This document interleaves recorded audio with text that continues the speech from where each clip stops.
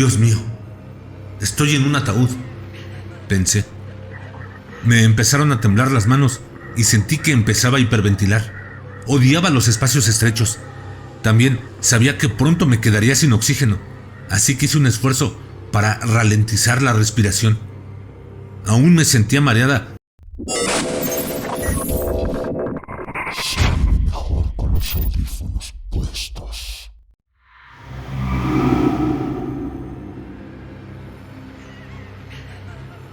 Cuando me gradué en el instituto, todo el mundo se sorprendió cuando les dije mi área de estudio. Y es que la ciencia funeraria no es exactamente una de las carreras más solicitadas. Sin embargo, los más cercanos a mí no se sorprendieron, ya que siempre me habían interesado las cosas que la gente suele considerar raras o inusuales. Pasaba gran parte de mi tiempo libre aprendiendo sobre temas relacionados con la muerte, tradiciones victorianas del duelo, plagas, celebraciones culturales como el Día de Muertos. Creo que ya te estás haciendo una idea. Mi sueño era abrir algún día mi propia funeraria. Me gustaba la soledad y la sencillez de trabajar con los difuntos. Trabajar con familias en duelo podía ser ciertamente duro, pero me gustaba pensar que dar a la familia un buen servicio funerario les ayudaría a iniciar de buena manera su proceso de duelo. No soy ajena a este dolor. En séptimo curso, mi mejor amiga Lorelei fue atropellada por un coche cuando volvía a casa del colegio, una tarde. Pasó unos días en el hospital y luego murió de una hemorragia interna. Habíamos sido mejores amigas desde el primer curso. Mucha gente asumió que mi interés por la muerte empezó con ella, pero eso no es cierto. Me fascina la muerte desde que tengo uso de razón, y Lorelei era una de las pocas personas que no me hizo sentir como un bicho raro por ello. Recuerdo que fui a su funeral y le hice algunas preguntas al director de la funeraria. En el sombrío viaje de vuelta a casa, les comuniqué a mis padres que quería trabajar en una funeraria. Ellos supusieron que se trataba de una fase durante el primero o segundo años. Tuve suerte de encontrar trabajo enseguida en una funeraria local, el Servicio Funeral Hughes. Mi jefe, Scott, era un oficial de la Marina retirado que dirigía un barco muy hermético, sin juego de palabras. Tenía procedimientos muy detallados que había que seguir al pie de la letra. Mis compañeros a menudo les resultaba molesto, pero a mí no me importaba esa estructura. Hacia el final de mi formación, que tuvo lugar durante el día y a primera hora de la tarde, Scott me preguntó que qué me parecía trabajar en el turno de la noche el día siguiente. Yo asentí con la cabeza y le dije que me parecía bien. Scott parecía tenso y un poco escéptico de mi respuesta. Mira, trabajar de noche aquí no es como en la mayoría de los sitios, donde puedes estar perdiendo el tiempo porque el jefe no está. Si crees que hay muchas normas que cumplir durante el día, por la noche te las vas a ver negras. ¿Crees que podrás soportarlo? Hice todo lo que pude para asegurarle que me tomaba mi trabajo muy en serio y quería todo lo que me pidiera. Al salir, me dio un sobre y me aconsejó que lo tuviera a la mano siempre que trabajara por las noches. Me dijo que lo leyera completamente antes de entrar a las 10 de la noche para mi primer turno nocturno. Cuando llegué a casa esa noche, saqué el sobre y empecé a leerlo. Las normas eran las siguientes. Al principio de tu turno, coloca monedas sobre los ojos de los muertos. Debes asegurarte de completar esta tarea antes de las 11 de la noche. Después, mantén abierta la puerta de la morgue. Si en algún momento oyes caer una moneda, enciérrate en el armario del conserje hasta la medianoche. A medianoche, ve directamente a la morgue y asegúrate de que todo vuelva a estar en su sitio. Mantén abierta la ventana situada junto a la oficina principal. En algún momento entrará un gato negro durante la noche. Cuando llegue, dale una golosina del tarro que hay sobre el escritorio. Cuando termine, se dirigirá a la estantería mortuoria vacía de la parte inferior izquierda. No pongas un cadáver en esta estantería. No molestes al gato cuando esté dormido. Es probable que permanezca ahí hasta que amanezca. Deja la ventana abierta para que pueda salir cuando quiera.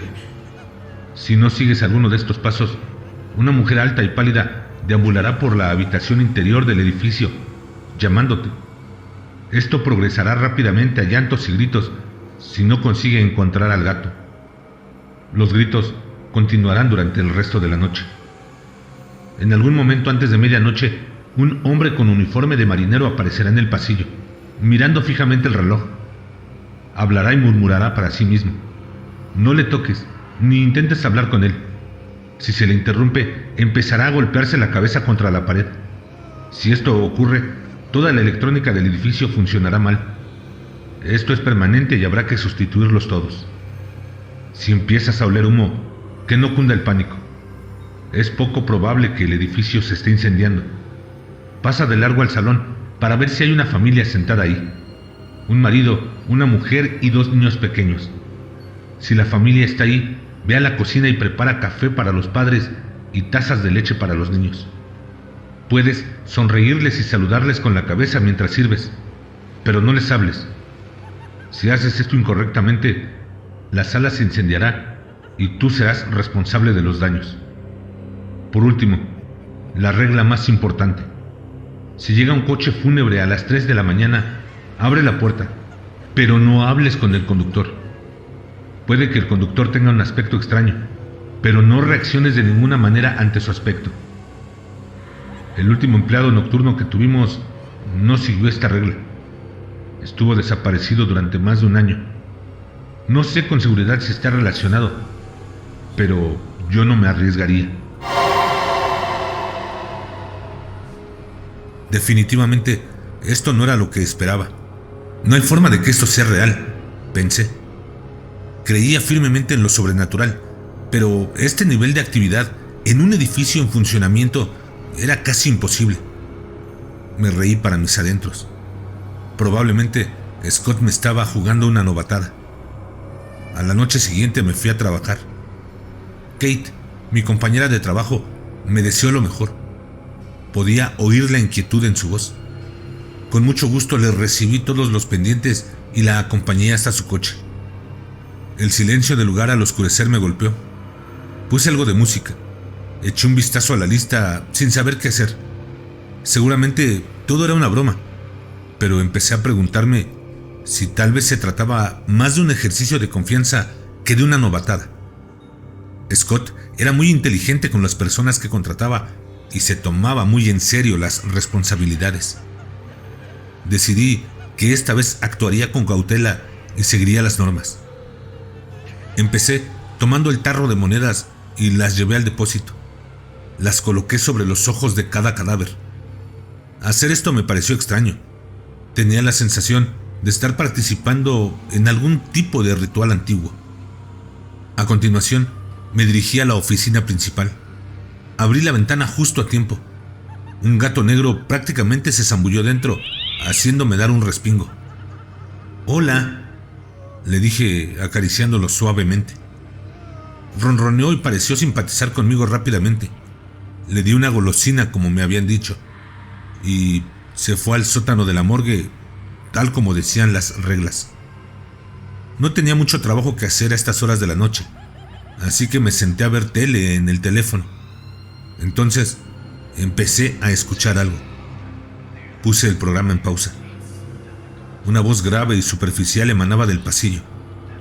Como alguien que ve maratones de película de terror, no diría que me asusto fácilmente, pero lo que vi me puso la carne de gallina. Había un hombre de pie, murmurando, mientras miraba alternadamente el reloj de la pared y una brújula que llevaba en la mano derecha. Al acercarme pude oír lo que decía. «No puede ser. Esto no puede estar bien. Esto tiene que ser el norte. ¿Por qué no funciona?» Llevaba lo que parecía un uniforme naval que parecía estar húmedo. De su ropa colgaban trozos de algas. Al principio pensé que podría tratarse de una broma de Scott, pero cambié de opinión cuando me acerqué y pude verle la cara.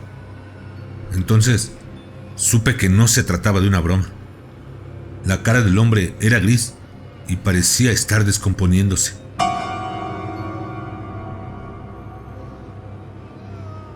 Tuve cuidado de no decir nada mientras permanecía ahí. Entonces, un gusano cayó de su oreja. aterrizando justo delante de mí. Salté y evité por los pelos gritar y agarrarme a él. Retrocedí, temblando al empezar a darme cuenta de que esto realmente no era una broma. Volví a la oficina e intenté calmarme. Empecé a hacer algo de trabajo para intentar distraerme. El gato volvió arriba y se estiró. Se sentó a mis pies durante unos minutos antes de volver al depósito para terminar su siesta. Justo entonces oí un débil. Me sobresalté. Se había caído una moneda. Pensé que tal vez había sido el gato que había tirado algo. Aún así, me dirigí al armario de los conserjes para estar segura. Me senté ahí durante 10 minutos. Eran las 11:57. No había oído ningún otro alboroto.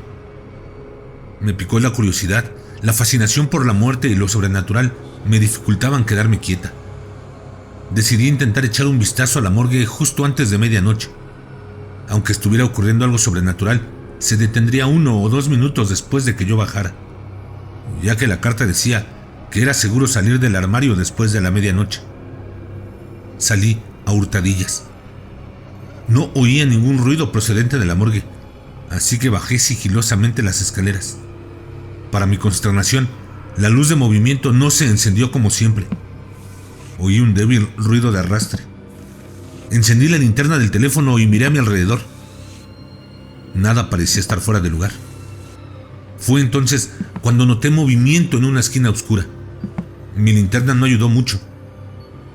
El ruido de arrastre cesó y fue sustituido por crujidos. En la oscuridad del rincón se alzó una figura delgada. Lo reconocí como un cadáver que Scott y yo habíamos preparado para una exhibición el día anterior. Sentí que no dejaba de respirar. Los huesos y cartílagos crujieron al levantarse. Su postura no era normal. La columna estaba curvada en un ángulo antinatural. La cabeza del cuerpo prácticamente giró hacia atrás para mirarme y me quedé helada. De sus labios salió un ruido que era parte siseo y en parte respiración áspera.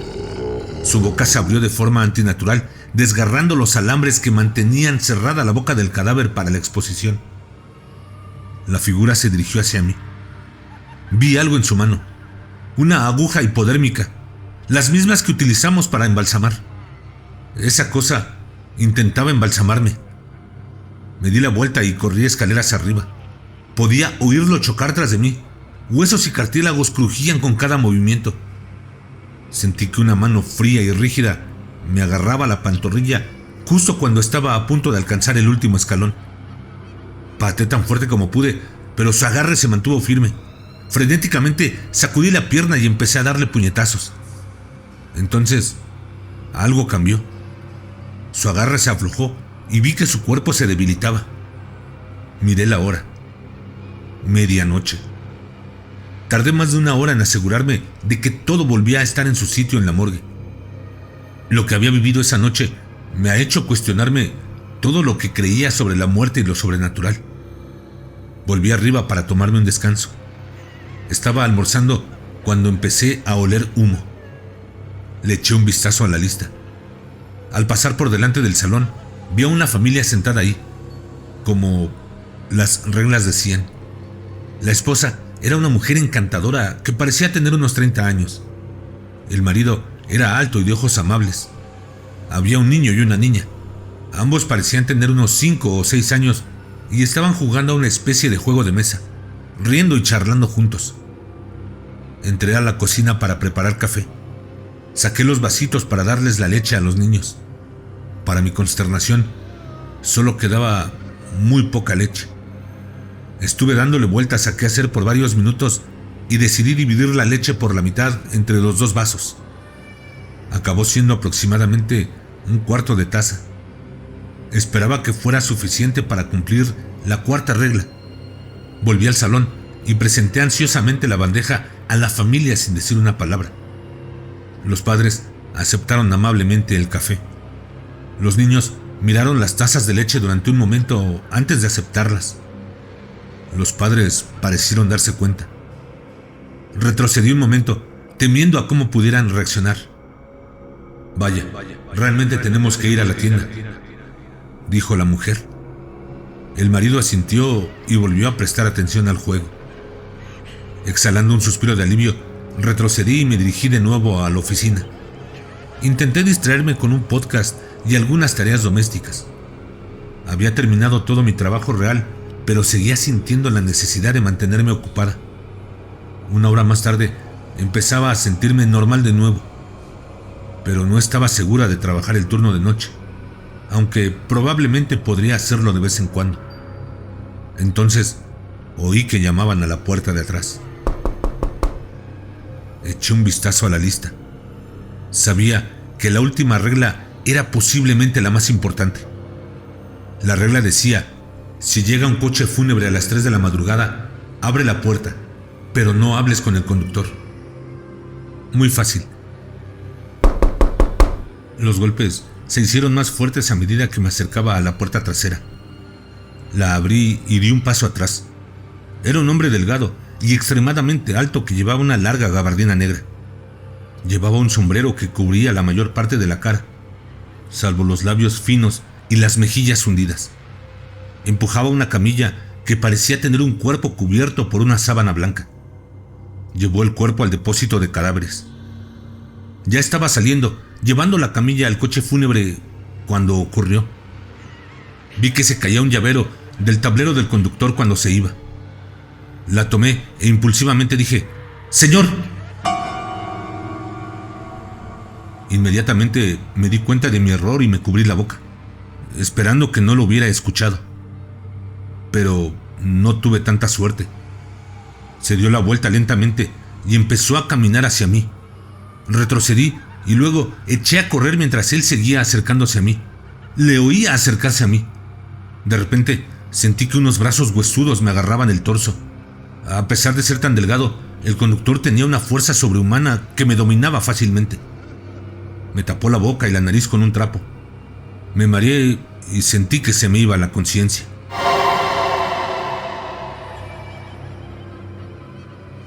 Me sentí aturdida cuando mis ojos volvieron a abrirse algún tiempo después.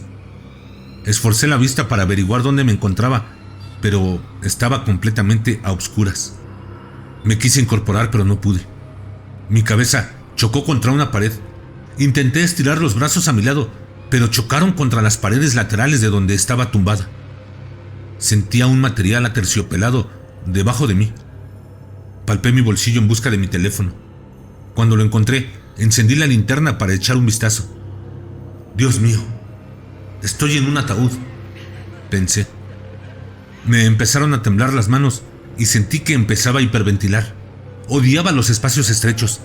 También sabía que pronto me quedaría sin oxígeno, así que hice un esfuerzo para ralentizar la respiración. Aún me sentía mareada por lo que fuera que hubiera en aquel trapo. Supuse que fue cloroformo. Empujé al máximo el ataúd y grité. Intenté abrirlo de una patada. Intenté llamar al 911, pero mi teléfono no tenía cobertura. Era inútil. Iba a morir aquí adentro. Empecé a oír un débil arañazo en la parte superior del ataúd. Poco a poco se empezó a sentir más fuerte. Yo empecé a sentirme mal, preguntándome qué diablos me esperaba al otro lado de esta prisión. ¿Era el cuerpo de antes esperando para inyectarme y embalsamarme? Los niños de la sala, molestos porque no les llené los vasos hasta el final y dispuestos a prender fuego al ataúd conmigo dentro. Intenté calmar mi respiración todo lo posible. Tal vez fuera el conductor, preparándose para terminar lo que había empezado y bajarme viva al suelo. Esperaba tener suerte y quedarme sin aire antes. Volví a pensar en mi interés de toda la vida por la muerte. ¿Qué me esperaría al otro lado? ¿Volvería a ver a Lorelei? Probablemente sabría las respuestas a estas preguntas pronto, y extrañamente esto me reconfortó. Justo cuando estaba aceptando mi destino, oí una voz familiar. «Maldita sea, Sombra, ¿qué estás cavando?» «¡Scott!», grité. Scott siguió mi voz hasta el ataúd. Respiré aliviada al oír cómo se abrían los pestillos. Su expresión parecía confusa y horrorizada a partes iguales. El conductor me había dado por muerta en el almacén trasero, detrás del depósito de cadáveres, ahí, en el sótano. Scott Se había dejado la cartera en el trabajo y sintió que algo no iba bien cuando yo no le saludé desde la oficina. Me dijo que nunca me habría encontrado si no hubiera sido por el gato. Sombra, obviamente, recibió una golosina extra esa noche. Probablemente estarás pensando que dejé este trabajo después de que ocurriera todo esto, y en realidad estarías equivocado. Continué trabajando en la funeraria durante el año siguiente, hasta que tuve la oportunidad de mudarme del estado y convertirme yo mismo en director de funeraria. Después de mi primer turno de noche, me acostumbré a ponerme una mordaza en la boca a las 3 de la madrugada, por si acaso. Durante mi estancia en Hughes, aprendí mucho sobre todo el mundo de vivos y muertos. La señora Smith, la dueña de Sombra, llegó a Hughes cuando ella murió 2 años antes, y Sombra nunca dejó de ir a buscarla. La familia Anton falleció en el incendio de una casa hace casi 10 años y se celebró un gran funeral muy concurrido. En cuanto al hombre del uniforme naval, maldice a su equipo por no funcionar. Nunca encontré un registro de alguien que coincidiera con su descripción, que tuviera un servicio en Hughes. Sin embargo, el verano anterior a mi partida, Scott tomó unas copas en una barbacoa e hizo un brindis por un amigo que había perdido en la marina. Realmente nunca me sentí cómoda preguntándole sobre ello con más detalle. El lugar era muy extraño y misterioso, pero también hermoso. Trabajar en mi último turno de noche fue agridulce. Estaba más que contenta de no arriesgarme nunca a ser encerrada de nuevo en un ataúd, pero sabía que echaría de menos a Sombra y a todos los que trabajaban conmigo. Tuve el disgusto de conocer a la señora Smith una noche, cuando un novato se olvidó de abrir la ventana para Sombra y luego me llamó asustado cuando empezó a vagar por los pasillos, gritando y llorando.